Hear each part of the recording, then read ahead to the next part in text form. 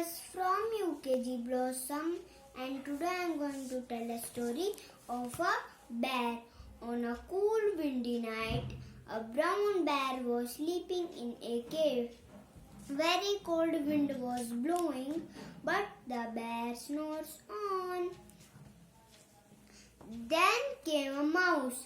He collected twigs and set up a fire, but the bear snores on. Then came a rabbit. Mouse and rabbit enjoyed tea, but the bear snores on. Then came a badger with a bag of nuts. They enjoyed nuts and make sound chew, chomp, crunch, but the bear snores on. Then came a gopher and a crow.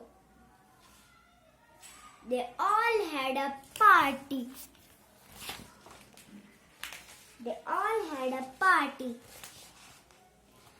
After some time, when they enjoying, bear woke up.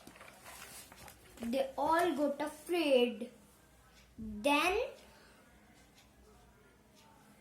bear said, "You all had fun and I missed that all." Then mouse said, "We can still enjoy it together."